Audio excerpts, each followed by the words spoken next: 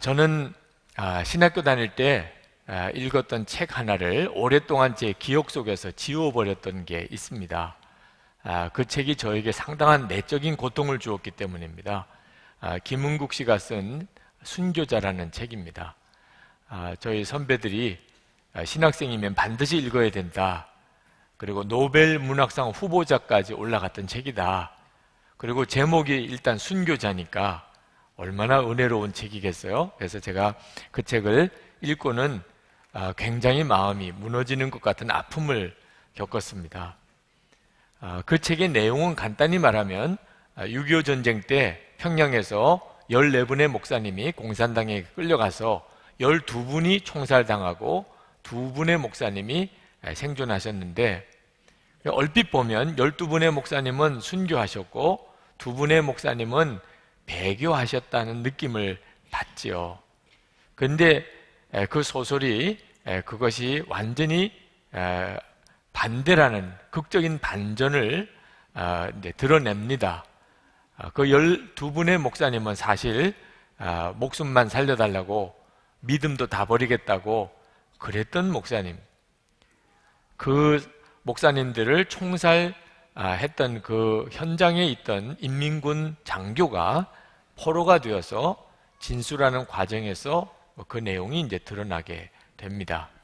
2분 목사님은, 한 분 목사님은 너무 두려워서 정신 이상이 되어버렸고, 한 분 목사님은 끝까지 믿음을 지키다가 오히려 그분은 살아나셨습니다.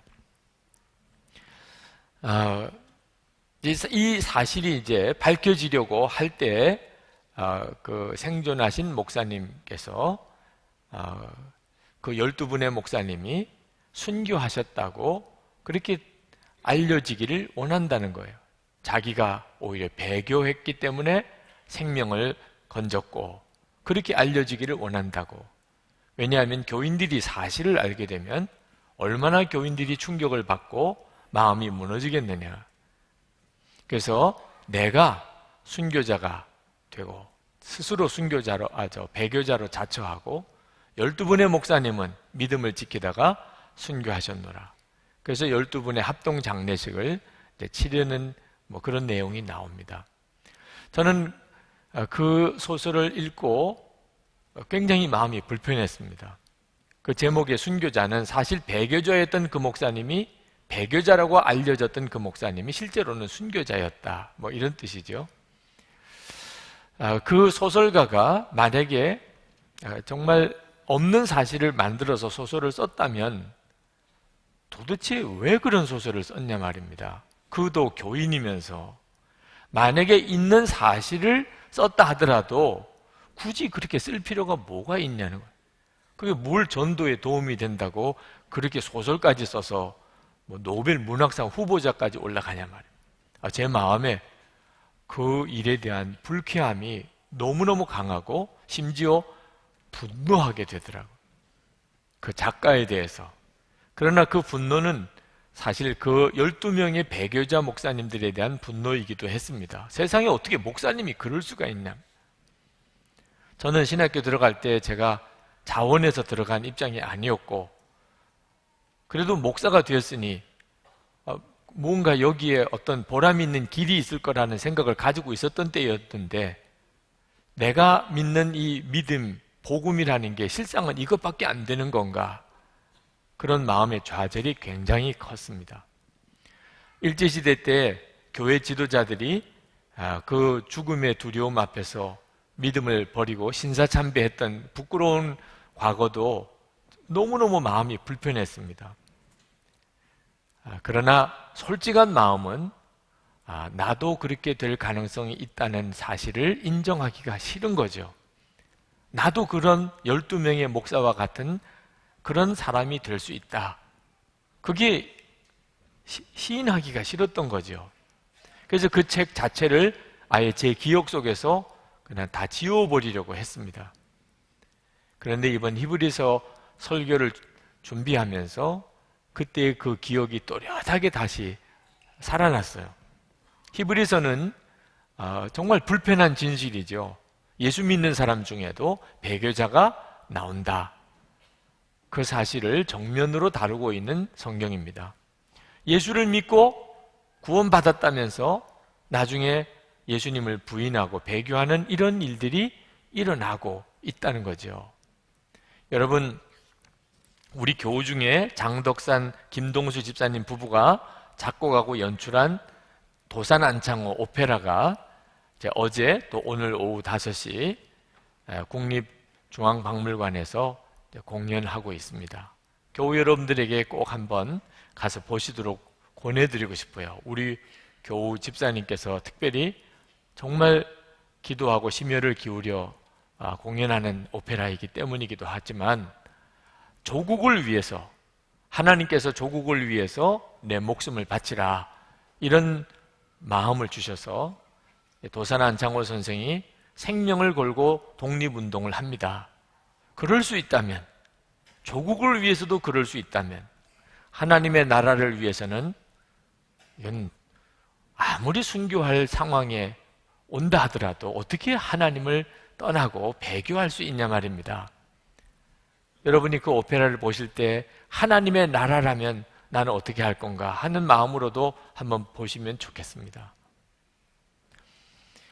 근데 히브리서 기자가 이 불편한 진실을 다루면서 순교는, 배교는 무서워서 핍박이 너무 심하기 때문에 하는 게 아니라는 것을 말씀하고 있습니다. 실제로 그때 당시에 핍박 앞에서 섰던 그리스도인들은 핍박의 공포도 있지만 같이 예수 잘 믿던 동료들이 예수님을 부인하고 배교하는 것으로 인한 아픔이 훨씬 컸을 겁니다. 어떻게 이런 일이 벌어지지요? 흔히들 많이 생각하기를 핍박이 너무 심하면 그러면 그런 사람들이 나오게 될 것이다. 나도 만약에 순교하는 상황이 만약에 내게 온다면 내가 끝까지 믿음을 지킬 수 있을까? 이렇게들 생각을 합니다. 근데 히브리서 기자는 그게 아니라는 거예요. 핍박이 너무 심하기 때문에, 순교라는 극한 상황에 몰렸기 때문에 믿음을 버리고 그리고 배교하게 된 게 아니라는 겁니다. 그럼 뭐 때문이지요? 마음이 굳어졌기 때문이라는 거예요. 마음이 굳어졌기 때문에 순교할 상황이 올 때 배교하게 된다는, 핍박이 올 때 예수님을 떠나게 된다는 겁니다. 오늘 말씀 7절에 보십시다. 그러므로 성령이 이와 같이 말씀하셨습니다. 오늘 너희가 그의 음성을 듣거든 너희 조상들이 광야에서 시험받던 날에 반역한 것과 같이 너희 마음을 완고하게 하지 말아라. 너희 마음을 완고하게 하지 말아라. 이 말씀은 이 설교를 준비할 때 성령께서 계속해서 제게 주신 말씀. 내 마음 완고하게 내버려 두면 안 된다. 마음이 굳어지게 하면 안 된다는 겁니다. 여러분 12절 말씀을 보시면 형제 자매 여러분 가운데 믿지 않는 악한 마음을 품고서 살아계신 하나님을 떠나는 사람이 아무도 없도록 여러분은 조심하십시오. 하나님을 떠나는 일이 핍박 때문에 온 게 아닙니다. 악한 마음을 품었기 때문입니다. 악한 마음에 문제가 생겼다는 겁니다. 마음에. 여러분, 나는 순교할 수 있을까? 여러분 걱정하지 마십시오. 여러분이 순교라는 상황에 만약에 가게 된다면 그때는 주님이 역사해 주십니다. 여러분이 준비할 것은 마음이에요.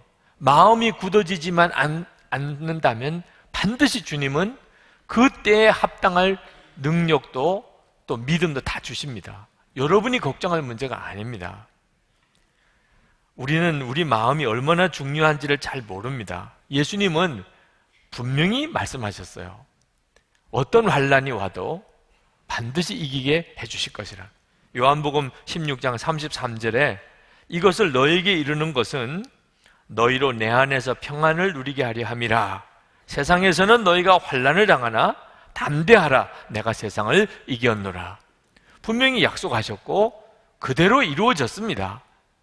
예루살렘 교회에 핍박받았지만 오히려 더 기뻐했고 순교자가 나왔지만 복음은 더 놀랍게 증거되었습니다. 자, 그렇다면 왜 히브리서 기자가 썼던 이때 상황에서는 예수님께서 그 배교할 수밖에 없는 상황에 몰린 그들은 왜 도와주지 않았냐 말입니다. 여러분, 말은 바로 해야 되는데 예수님이 도와주지 않으신 게 아니고 도와주실 수 없었던 거예요. 왜 그렇죠? 마음이 굳어져 있었기 때문입니다. 마음이 굳어져 버린 사람은 예수님이 도와주실 수가 없어요. 우리 마음이 예수님을 만나는 자리고 예수님이 역사하시는 자리고 예수님과 우리가 하나가 되는 자리입니다. 마음 관리를 잘해야 합니다. 우리 장로님들과 중국 수련회 갔을 때 여행사 통해서 이제 우리 수련회를 중국 여행을 했기 때문에 또 거기 꼭 가야 하는 무슨 옵션이 있다고 그러더라고요. 그래서 중국에는 어느 한의원에 우리를 데리고 가더라고요. 그래서 다 가서 한의사 앞에서 진맥을 다 했습니다. 가이드가 뭐 사정을 하는 거예요. 가서 그냥 손만 내밀기만 하면 된다고 그래서. 그래서 가서 이제 손을 내밀었더니 저를 진맥하시는 의사분이 간에 열이 있다는 거예요. 그러시면서 하는 이야기가 술을 끊으라는 거예요. 그래서 제가 술을 먹지 않습니다. 그랬더니 이상하다 그러면서 술을 끊어야 될 것 같다고 그래서. 술을 드시는 분들이 간이 상하는 일이 있는데 술을 먹지 않아도 너무 스트레스가 많으면 간에 무리가 오는 모양이죠. 그래서 이 간이 굳어지는 일이 있으니까 절대로 조심하시라. 여러분, 간이 굳어지는 일이 무섭잖아요. 그래서 다들 건강 조심하시지 않습니까? 그런데 간 굳는 것보다 더 심각한 게 마음이 굳어버리는 겁니다. 우리 마음이 굳어버리면 그러면 우리는 더 이상 주님의 도우심을 받지 못해요. 예수님께서 우리 마음에 임하셨어요. 그리고 우리를 통해서 역사하시는 곳이 마음이에요. 그건 하나님께서 이미 그렇게 예언하셨습니다. 하나님이 이스라엘 백성들을 보면서 늘 답답하신 것이 마음이었습니다. 마음에 하나님 말씀대로 사는 것을 힘들어해요. 그리고 마귀의 유혹은 너무 솔깃해하는 거죠. 그게 하나님의 마음을 항상 답답하게 한 겁니다. 그래서 하나님께서 이스라엘 백성들에게 약속하시기를 내가 이제 너희들의 마음을 바꿔놓을 것이다. 하나님의 성령을 이스라엘 백성들의 마음에 보내주심으로 그 돌 같은 마음을 부드러운 마음으로 바꿔놓을 것이다. 에스겔서 11장 19절 20절 말씀입니다. 내가 그들에게 한 마음을 주고 그 속에 새 영을 주며 그 몸에서 돌 같은 마음을 제거하고 살처럼 부드러운 마음을 주어 내 율례를 따르며 내 규례를 지켜 행하게 하리니 그들은 내 백성이 되고 나는 그들의 하나님이 되리라. 이 예언이 오순절 마가 다락방에서 그대로 이루어졌어요. 120문도에게 성령이 부어지기 시작하면서부터 모든 하나님의 자녀들에게 다 이 약속이 이루어졌어요. 하나님의 성령이 성도들의 마음에 들어오셔서 우리 마음이 뒤집어진 겁니다. 그래서 우리는 예배드리는 일이 기쁘고 하나님의 말씀대로 살고 싶고 그리고 죄는 이제는 다 끊어버리고 싶고 그러면 문제가 될 게 없죠. 하고 싶어서 하는 건데 마음이 바뀌었는데 그래서 그렇게 살게 되는 것을 성령의 충만함이라고 말하는 겁니다. 그런데 문제는 이런 상태가 계속 유지되어야 한다는 겁니다. 하나님의 성령이 우리 속에 들어와서 돌 같은 마음이 부드러운 마음으로 바꿔지는 이 상태가 계속 유지되어야 한다는 거예요. 14절에 보면 우리가 처음 믿을 때에 가졌던 확신을 끝까지 가지고 있으면 우리는 그리스도께서 주시는 구원을 함께 누리는 사람이 될 것입니다. 자, 처음에 하나님이 우리에게 주셨던 이 놀라운 은혜를 끝까지 가지고 있으면 그러니까 여러분 이게 바뀔 수 있다는 뜻입니다. 하나님이 내게 주셨던 이 놀라운 마음이 바꾸어지는 이 은혜가 내가 지키지 못하면 그만 마음이 굳어져서 다시 돌덩어리 같던 옛날 마음으로 돌아갈 수 있다는 거예요. 19절에 배교자들이 왜 배교했나? 결국 믿음 지키지 못하여 믿음 없는 자 같이 되어 버렸다는 겁니다. 결국 그들이 들어갈 수 없었던 것은, 여기 하나님의 안식입니다. 하나님의 안식에 들어갈 수 없었던 것은 믿지 않았기 때문임을 우리는 압니다. 분명히 처음에는 믿음을 가졌는데 그만 그 믿음을 잃어버렸던 거예요. 왜 그랬지요? 마음을 잘 지키지 못했기 때문입니다. 우리 마음이 쉽게 바뀝니다. 굳어져 버려요. 그 예를 15절부터 19절까지 출애굽기 17장의 사건을 가지고 예를 들고 있어요. 자, 이스라엘 백성이 출애굽하고 이제 광야 생활을 합니다. 그런데 광야길을 가다 보니까 물을 얻기가 어려워요. 그래서 그들이 광야를 지나면서 목이 마르는 이런 상황이 벌어졌습니다. 목이 마르고 또 물은 없고 그러면서 계속 광야길은 걸어가야 되다 보니 그들이 물을 달라고 요구하는 것은 지극히 당연한 거죠. 그래서 그들이 모세에게 와서 우리에게 지금 물이 필요합니다. 마실 물이 없잖아요. 그러니 하나님께 기도하셔서 우리에게 물을 좀 주시게 해 주실 수 없을까요? 이러면 문제가 될 게 아무것도 없죠. 그런데 이스라엘 백성들은 어떻게 했느냐? 그들은 모세에게 몰려와가지고 막 손가락질을 하면서 모세! 뭐 하는 거야? 우리를 죽이려는 거야? 이랬다는 거예요. 출애굽기 17장 3절에 거기서 백성이 목이 말라 물을 찾음에 그들이 모세에게 대하여 원망하여 이르되 당신이 어찌하여 우리를 애굽에서 인도하여 내어서 우리와 우리 자녀와 우리 가축이 목말라 죽게 하느냐? 어떻게 말을 해도 이렇게 하냐 말입니다. 여러분, 누가 만약에 여러분과 여러분의 자녀들을 다 죽게 만들면 여러분은 어떻게 반응하실까요? 만약에 어떤 사람이 여러분과 여러분의 가족과 자녀들을 다 죽이려고 해요. 아마 여러분들도 대단할 거예요. 우리를 죽이려고 하는 거야? 뭐 이러면서 여러분들도 아마 한성질 하실 거잖아요. 그죠? 이스라엘 백성들이 모세에게 막 몰려와서 우리를 죽이려고 하냐? 우리 자녀들까지 다 죽이려고 하냐? 이러면서 할 때 모세가 얼마나 두려웠겠어요. 실제로 그는 하나님 앞에 저들이 나를 돌로 치겠습니다. 이렇게 고백을 했어요. 그런데 모세가 그 상황에서 이스라엘 백성들에게 뭐라고 대답을 했느냐? 너희들이 지금 어찌하여 여호와를 시험하느냐? 그렇게 소리쳤어요. 나에게 하는 거 아니다 말이에요. 지금 너희들이 지금 나에게 와서 소리 지르고 손가락질하고 나에게 아주 돌을 던져 죽일 태세구나. 그러나 그게 나를 향한 거냐? 하나님을 향한 거 아니냐? 하나님. 내가 너희들을 애굽에서 이렇게 광야로 데려 나왔냐? 하나님이 하셨잖아. 하나님. 너희들이 다 봤잖아. 홍해 갈라지는 것도 봤고. 그런데 지금 나에게 와서 너와 너희 자녀들을 죽이려고 한다고? 그건 하나님께 하는 이야기잖아. 여러분, 사람의 마음이 강팍해지면 할 말 못할 말 구분을 못하게 돼요. 하나님한테 막 소리 지르는 거예요. 마음이 강팍해져서 그렇게 된 겁니다. 아주 무서운 일이 벌어지게 된 거죠. 결국은 어떻게 됩니까? 그들이 다 광야에서 다 죽어요.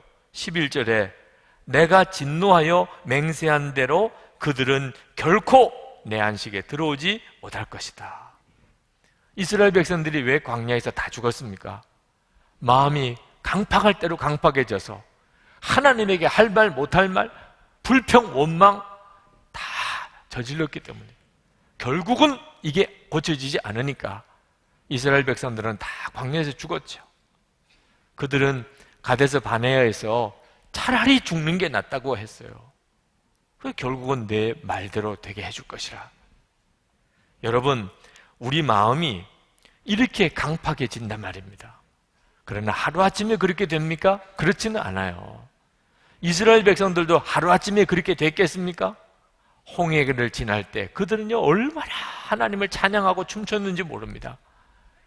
기적이 곳곳에서 일어날 때마다 그들은 정말 놀라워했어요. 그런 사람들이, 기적도 보았고, 그죠? 하나님의 놀라운 은혜도 경험했던 사람들이 어째 이리 마음이 강팍해졌나요? 마음 관리를 안 해서 그런 거예요. 막 불평이 생기고 의심이 생기고 원망이 생길 때 그때마다 그 마음을 다 정리를 해야 하는데 그걸 다 마음에 품어둔 거예요. 그러면서 마음이 서서히 강팍해진 겁니다. 그러므로 여러분, 너무 기적 바라보고 믿고 축복 바라보고 믿고 무슨 은사 바라보고 믿는 것 조심해야 합니다. 그게 우리의 믿음의 문제를 해결해 주지 못해요. 기적이나 무슨 체험을 따지면 이스라엘 백성만 하겠습니까? 그런데도 그들의 마음이 이렇게 강팍해진 걸 뭘 어떻게 설명해야 돼요? 우리의 마음은 항상 내 마음에 우리 주님이 계시고 내가 그 예수님을 의식할 때 내 마음이 계속 부드러운 마음을 유지할 수 있게 되는 거예요. 톨스토이 인생 독본에 보면 이런 이야기가 나옵니다. 어느 수도사가 하나님께 기도를 했습니다. 하나님, 제가 정말 하나님 기뻐하시는 믿음으로 살고 싶습니다. 어떻게 하면 하나님 앞에 진실되게 그렇게 살 수 있겠습니까? 그랬더니 하나님께서 저기 있는 저 농부집에 가서 며칠을 살아보라. 그 농부에게서 배울 게 있을 거다. 그러는 겁니다. 그래서 그 농부가 굉장히 경건한 사람인 줄 알고 이 수도사가 그 농부네 집에 가서 사는데 너무 실망스럽게도 배울 게 없는 거예요. 가만히 보니까 아침에 해가 뜨면 농부가 일어나면서 주여라고 한번 소리 지르고는 그러고는 밥 먹고 부지런히 일터로 밭일을 하러 나가서 하루 종일 농사 일을 하고 저녁에는 와서는 피곤한 몸으로 저녁 먹고는 또 쓰러져 자면서 주여 그러고는 쓰러져서 자는 것 밖에는 없는 거예요. 무슨 일터에 나가서 기도를 하는 것도 아니고 집에 돌아와서 성경을 보는 것도 아니고 세상에 이런 농부한테 뭘 배울 게 있다고 배우라는지 일주일 동안 지나고 난 다음에 하나님께 다시 나갔습니다. 하나님, 배울 게 없어요. 이 농부에게서 뭘 본받으라는지 저는 모르겠어요. 그랬더니 하나님께서 그러면 너 돌 항아리에다가 물을 채우고 그 돌 항아리를 가지고 마을을 돌으라. 그 대신에 물 한 방울 흘리면 안 된다. 그래서 이 수도사가 물을 담아서 돌 항아리 들고 마을을 한 바퀴 돌았습니다. 다 돌았습니다. 그래 하나님께서 그러면 너 그 돌 항아리 들고 한 바퀴 도는 동안에 나를 얼마나 생각했느냐? 주님은 전혀 생각을 못했습니다.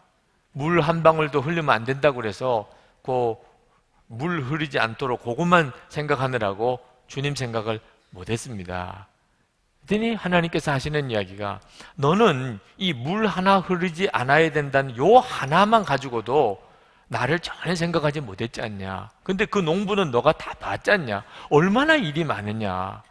그 많은 일을 하면서도 하루에 2번이나 나를 불러서 2번이나 일어나서 주여, 잘 때 주여.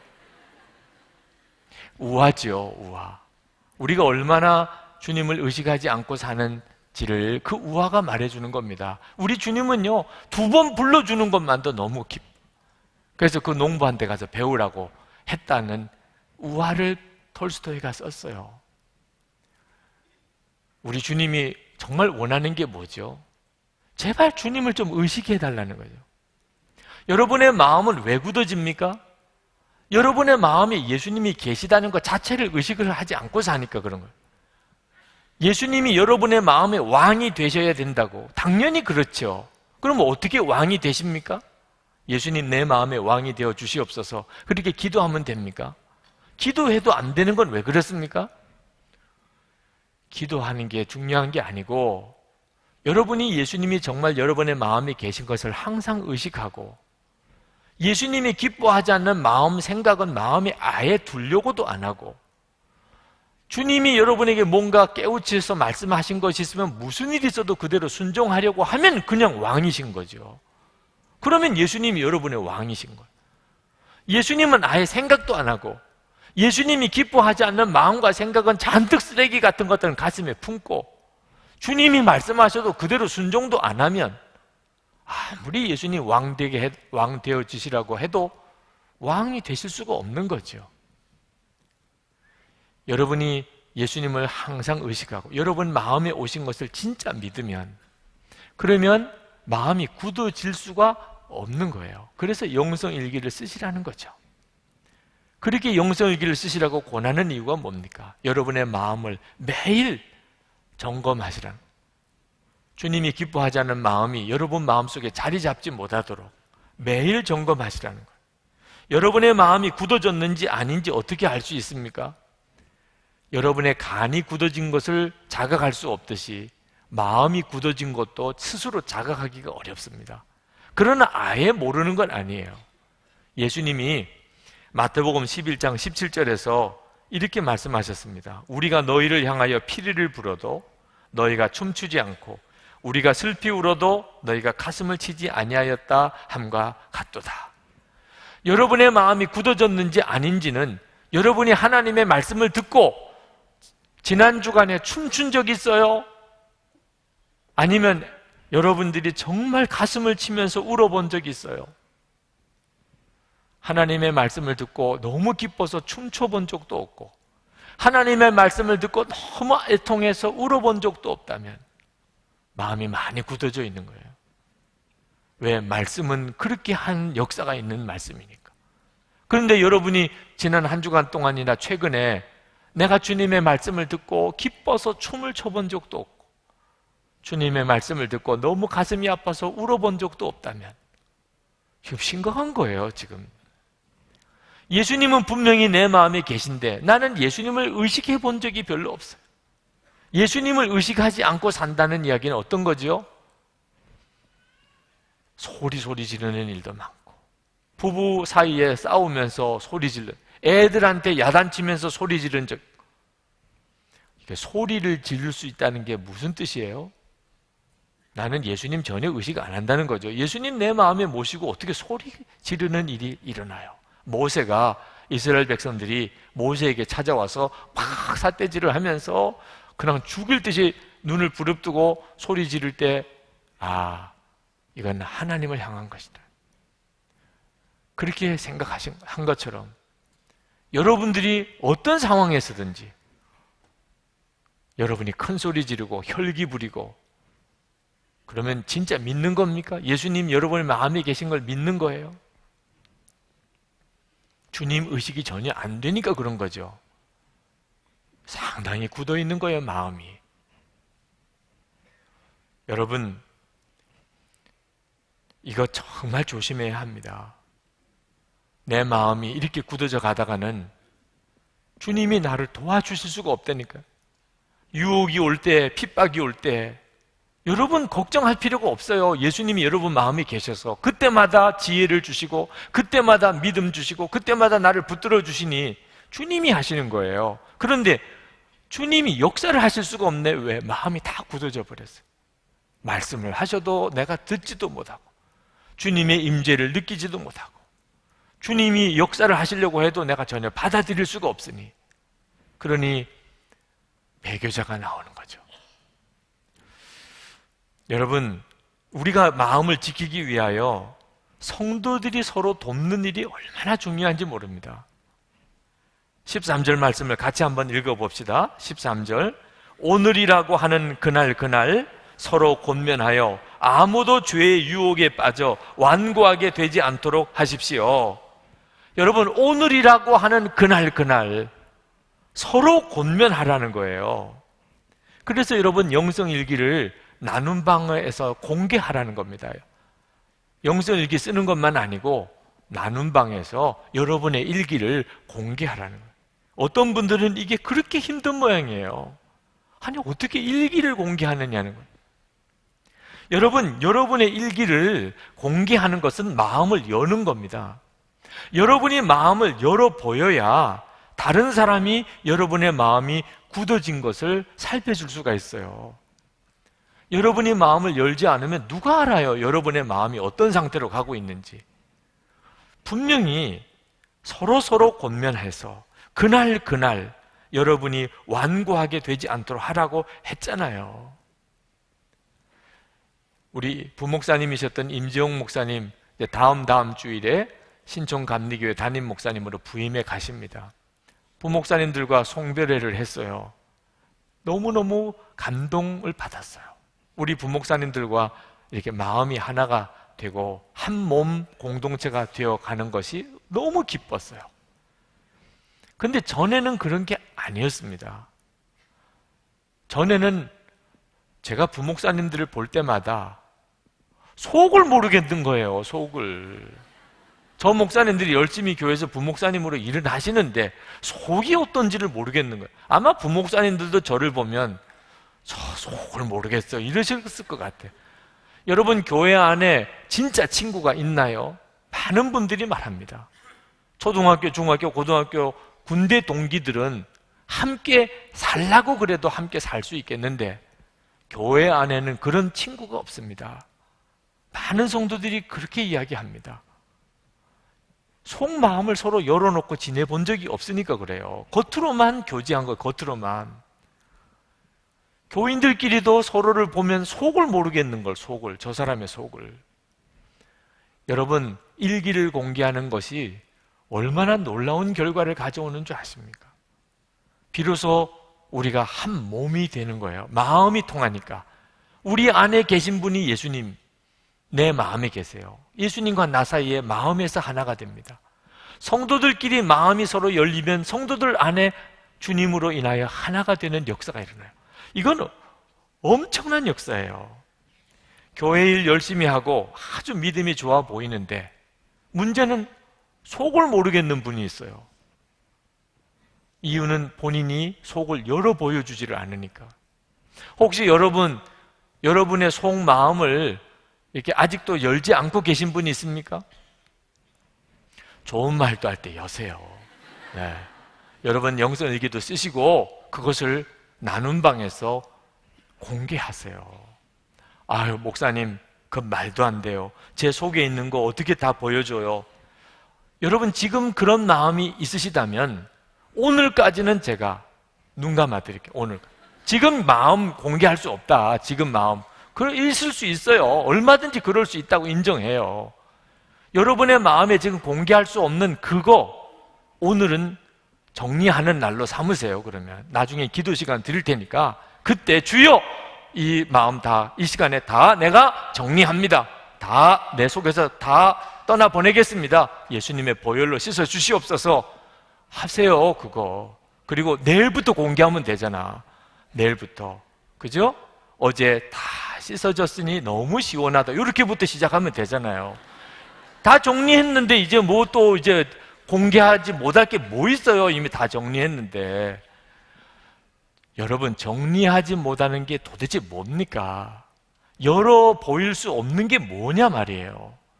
그게 마귀가 여러분 속에 들어와서 진치고 있는 거예요. 결국은 그렇게 내 속이 굳어져 가는 겁니다. 왜 그런 걸 마음에 품고 살려고 합니까? 남에게 공개 못한다. 여러분, 어리석은 것이요. 다 이미 드러나 있어요. 수많은 증인들이 다 보고 계시고 천국에 있는 수많은 증인들이 다 보고 계시다. 뭐 감추고 말고 할 게 없다니까. 예수님은 이미 내 마음에 와서 다 알고 계시고 그런데 뭘 도대체 공개를 못해요. 그래도 공개를 못할 것 같다. 이미 속고 마귀에게 사로잡혀 있는 거예요. 이거 해결 못하면 결정적인 순간에 주님은 아무 역사를 못하는 순간 옵니다. 지금 오늘 본문에 말씀하신 이 기가 막힌 일들이 벌어지는 거예요. 초기 웨슬리 공동체 영국을 다 뒤집었어요. 영국이 무혈혁명으로 그들이 완전히 바뀌어버렸어요. 나라가. 도대체 웨슬리 그 무리들, 감리교도들이 어떻게 그런 일을 이루어낼 수 있었을까요? 그들은 속장님들이에요. 우리처럼 속장님들입니다. 속장님들이 매주일 한 번씩 모여서 기도회를 갖습니다. 근데 모일 때마다 그들은 반드시 5가지 질문에 대해서 대답을 해야 돼요. 공개적으로. 첫 번째 질문, 지난 모임 이후에 어떤 죄를 범하였습니까? 두 번째 질문, 어떤 유혹을 받았습니까?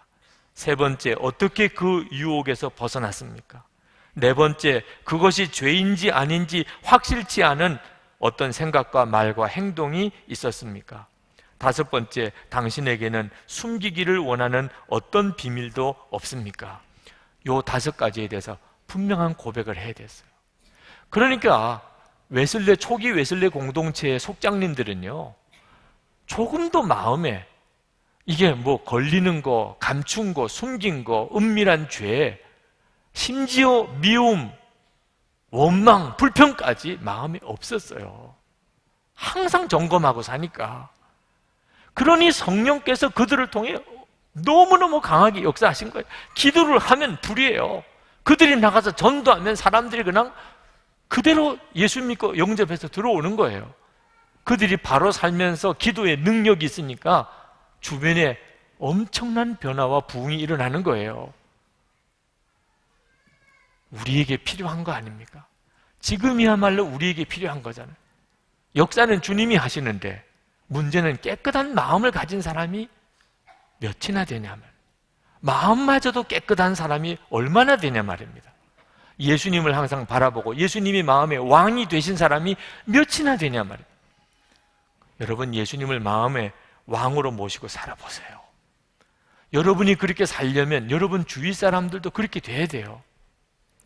프랭크 루박의 기도일기라는 책이 이번에 새로 나왔습니다. 1937년도에 프랭크 루박의 일기예요. 그 4월 16일 일기에 보면은 프랭크 루박이 이렇게 쓰고 있습니다. 하나님, 제가 다른 사람에게 순간순간 하나님을 의식하는 삶을 살라고 하는 것을 말하지 않으면 제가 실패할 수밖에 없다는 사실을 깨달았습니다. 제가 환경을 주도하지 않으면 저는 환경의 희생자가 될 뿐입니다. 환경이 저를 만듭니다. 하지만 저는 환경을 선택할 수 있습니다. 프랭크 루박이 왜 자꾸 주변 사람들에게 순간순간 분초마다 하나님을 바라보세요, 하나님을 의식하시고 일기를 써보세요, 자꾸 그렇게 말했느냐 하면은 자기가 늘 하나님을 바라보고 살고 싶어서 그래. 주변에 있는 사람들이 다 마음을 가리고 이중적으로 살면 자기도 영향을 받게 돼요. 다 그렇게 사니까 자기도 그렇게 살게 되는 거죠. 나만 마음 열면 이상한 사람이 되잖아요. 그러니까 주변에 있는 사람들도 다 하나님께 마음을 열고 늘 주님 바라보고 그걸 일기로 쓰고 그렇게 살도록 만들어 놓으니까 나도 그렇게 쓰게 되잖아요. 제가 여러분들에게 그렇게 영성일기 쓰라고 하는 이유가 뭘까요? 제가 살고 싶어서 그런 거예요. 나이가 이제 50 후반 들어가고 이제 60대가 되고 70대가 되면 그러면 저도 제 마음을 어떻게 종잡을 수 있을지 보장 못하는 겁니다. 마음이 굳어질 수 있는 것 누구나 다 그렇죠. 날마다 주님을 바라보고 내 마음을 점검하고 그러려니 부목사님들에게도 다, 또 우리 장로 아카데미 하시는 나눔방에도 다 제 일기를 공개합니다. 우리가 사는 길이에요. 여러분이 사는 길이 여러분도 영성일기 쓰고 그리고 나눔방에 들어가고 그리고 다른 사람들도 쓰게 하고 그리고 같이 점검해주고 사는 거예요. 이번에 김성일 장로님이 아들아 일어나 걸어라 하는 책을 내셨더라고. 유학을 간 아들들에게 그 편지 보냈던 내용을 모아서 이번에 책을 냈습니다. 제가 읽어보니까 장로님이 그 편지를 쓰려고 얼마나 많은 책들을 읽었고 기도했고 했는지를 알겠더라고요. 자녀들에게 믿음의 유산을 남겨주려고, 신앙의 교훈을 전해주려고 아주 몸부림쳤던 그 편지들이 책으로 나왔어요. 근데 제 마음에 느껴지기를 이 편지를 쓰면서 누가 제일 변했을까? 장로님 자신일 것 같더라고요. 장로님 자신. 그 편지를 쓰려고, 그 한 페이지의 편지를 쓰려고 그는 얼마나 많은 책을 읽고 기도했을까? 여러분, 영성일기 쓰면서 나누면서 우리 자신이 가장 유익을 받습니다. 예수님 우리 마음에 계세요. 핍박이 올 거 걱정 마세요. 유혹이 올 거 두려워하지 마세요. 그래서 우리 마음에 와 계신 거니까. 우리가 할 일은 항상 예수님을 깊이 생각하는 겁니다. 1절 말씀 오늘 읽지는 않았습니다만 이 시간에 같이 한번 읽읍시다. 1절 말씀입니다. 그러므로 하늘의 부르심을 함께 받은 거룩한 형제 자매 여러분, 우리가 고백하는 신앙의 사도요 대제사장이신 예수를 깊이 생각하십시오. 아멘. 아멘. 이것이 하나님이 우리에게 준 답이에요. 그리고는 걱정하지 마시라. 여러분의 마음을 항상 정결하게 지키고, 그리고는 걱정하지 마시라. 주님이 인도하실 것을 믿으시라는 겁니다. 이제 기도합시다. 여러분에게 기회를 드리겠습니다. 아직도 열지 못하는 그 마음에 무엇인가가 있습니까? 이 시간에 예수님의 이름으로 완전히 여러분의 마음에서 몰아내세요. 예수님의 십자가의 보혈로 다 씻으세요. 그리고 이제는 마음을 정말 활짝 열고 서로 점검해주고 그렇게 사세요. 부부 사이에, 가족 사이에, 교우 사이에. 이게 우리가 사는 길입니다. 기도합시다. 은혜와 사랑이 충만하신 하나님, 놀라우신 하나님의 은혜를